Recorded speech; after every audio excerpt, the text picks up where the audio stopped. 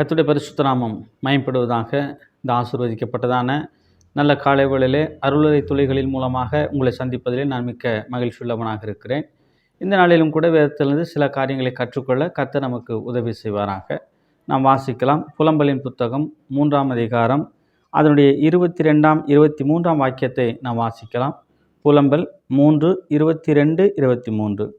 நாம் நிர்மூலமாகாதிருக்கிறது கர்த்தருடைய கிருபையே, அவருடைய இரக்கங்களுக்கு முடிவில்லை. அவைகள் காலைதோறும் புதியவைகள், உமது உண்மை பெரிதாக இருக்கிறது. இந்த அருமையான வார்த்தைகளின் மூலமாக தேவன் நம்மோடு பேசுவாராக. பிரியமானவர்களே, இந்த புத்தகமானது எரேமியாவுடைய புலம்பலை குறித்து சொல்லப்பட்டிருக்கிற ஒரு காரியமாகும். குறிப்பாக எருசலேமை குறித்தும் அங்கே வாழக்கூடியதான ஜனங்களுக்கு வரக்கூடிய தீங்கை குறித்தும் தண்டனை குறித்தும் எரேமியா தீர்க்கதரிசி புலம்பி அழுகிறதாக நாம் இந்த புத்தகத்திலே பார்க்கிறோம். ஆனாலும் இந்த எரேமியா எத்தனையோ முறை எச்சரிக்கிறார் தம்முடைய ஜனங்களை மனம் திரும்ப சொல்லி. தேவன் அதற்கு மேலாக பல தீர்க்கதரிசிகளை அனுப்பி மனம் திரும்ப சொல்லுகிறான்.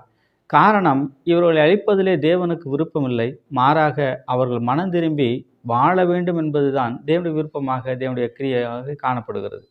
அப்படிப்பட்டதான இந்த ஒரு புத்தகத்திலும் கூட எரேமியாவுடைய சிறிய நம்பிக்கையை நாம் இங்கே பார்க்கும் பொழுது அந்த 22ஆம் வசனம் சொல்லுகிறது, நாம் நிர்மூலமாகாதிருக்கிறது கர்த்தருடைய கிருபையே, அவருடைய இரக்கங்களுக்கு முடிவில்லை.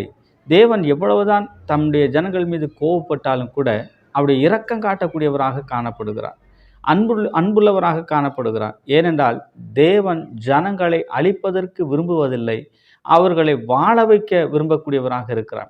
அப்பேற்பட்ட வல்லமை தேவனுடைய கிருபையை புரிந்து கொள்ளாதபடிக்கு இந்த ஜனங்கள் வழிமாறி போனாலும் கூட தேவன் இரக்கத்தில் ஐஸ்வர்யமுள்ளவராய் இருக்கிறார் என்பதை எரேமியின் மூலமாக அவர் சொல்லுகிறார். ஆகவே இந்த வார்த்தை சொல்லுகிறது, என்றைக்கு வரைக்கும் நாம் நிர்மூலமாகாமல் இருக்கிறோம் என்று சொன்னால் அவருடைய கிருபைதானே ஒழிய இங்கே நம்முடைய திறமையோ, நம்முடைய ஞானமோ, நம்முடைய புக்தியோ, நம்முடைய சக்தியோ ஒன்றும் கிடையாது என்று சொல்ல வருகிறார். பிரியமானவர்களே, தேவ கிருபையினாலே இன்றைக்கு வரைக்குமாக நாம் வாழுகிறோம், இன்றைக்கு வரைக்குமாக அநேக காரியங்களை செய்து கொண்டிருக்கிறோம். தேவ கிருபையினாலே நாம் இன்றைக்கு பலதரப்பட்ட காரியங்களை செய்வதற்குண்டான பலனை, சத்துவத்தை, வல்லமையை தேவன் நமக்கு கொடுத்து கொண்டிருக்கிறார். ஆகவே அவருடைய இரக்கங்களுக்கு முடிவில்லாமல் இருப்பதினாலே தான் நாமும் கூட இந்த உலகத்திலே இன்றைக்கும் ஜீவனோடு இருக்கிறோம் என்று இந்த பகுதி நமக்கு சொல்லி காட்டுகிறது. ஆகவே இப்படிப்பட்ட வல்லமையான வார்த்தைகளின் மூலமாக தேவன் நம்மோடு பேசுவாராக. பிரியமானவர்களே, தேவன் எப்போதும் தம்முடைய ஜனங்களின் மீது அக்கறையும் கிருபையும் கரிசனையும் உள்ளவராக இருக்கிறார். அதே வல்லமை தேவனாகி கர்த்தர் நம்மை மீட்டெடுத்த நான் முதற்கொண்டு இன்று வரைக்கும் நம்மை பாதுகாக்கிறார், நம்மை நேசிக்கிறார், நம்மை வழிநடத்துகிறார், நமக்கு தேவையான சகல நன்மைகளையும் கொடுக்கக்கூடியவராக இருக்கிறார். நாம் பல நேரங்களிலே தேவனுடைய வார்த்தைகளுக்கு செவி கொடுக்காமல் போனாலும் கூட, தேவனை விட்டு விலகி போனாலும் கூட அவர் உண்மையுள்ளவராக இருக்கிறபடினாலே இன்றைக்கு வரைக்கும் கர்த்தருடைய கிருபையானது நம்மை தாங்குகிறது, நம்மை ஏந்துகிறது, நம்மை சுமக்கக்கூடியதாய் காணப்படுகிறது. மாத்திரமல்ல, இந்த வாக்கியமானது சொல்லுகிறது, அவைகள் காலைதோறும் புதியவைகள் என்று சொல்லி எரேமியா சொல்லுகிறார். பிரியமானவர்களே, தேவ கிருபையானது ஒவ்வொரு நாளும் புதிய கிருபைகளை கொடுக்கக்கூடியதாய் காணப்படுகிறது. அப்படியானால் தேவன் நம்மீது எவ்வளவு அன்புள்ளவராக இருக்கிறார், நம்மீது எவ்வளவு அவர் கிருபையுள்ளவராக இருக்கிறார் என்பதை இந்த வேதவசனம் நமக்கு சுட்டி காட்டுகிறது.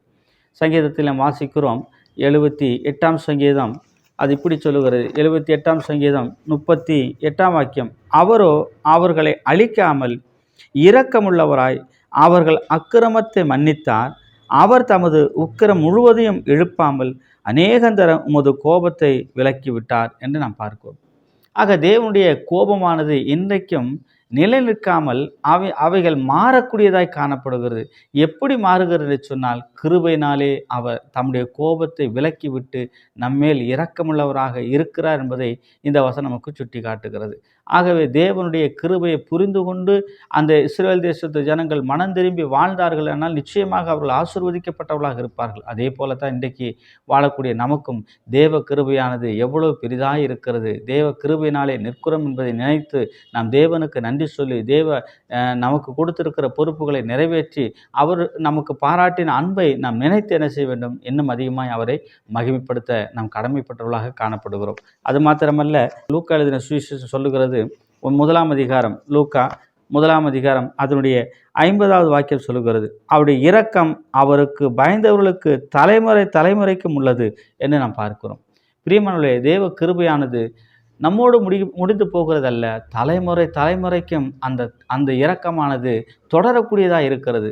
ஆகவே தொடரக்கூடிய இரக்கத்தை உடைய தேவனை நாம் ஆராதிக்கிறோம், அவரை நேசிக்கிறோம், அவருக்கு நாம் பிள்ளைகளாக இருக்கிறோம். ஆகவே தொடர்ந்து இவைகளை மனதிலே நிறுத்தி தேவனுக்கு மகிமையாக சாட்சியாக வாழ, அவருடைய விருப்பத்தை நிறைவேற்ற தேவன் உங்களுக்கும் எனக்கும் போதுமான கிருபைகளை தருவார் என்று சொல்லி தேவ கரத்திலே தாழ்த்தி ஒப்பு கொடுப்போம். அவரே நம்மை கிருபையினாலே தாங்கி வழிநடத்தட்டும்.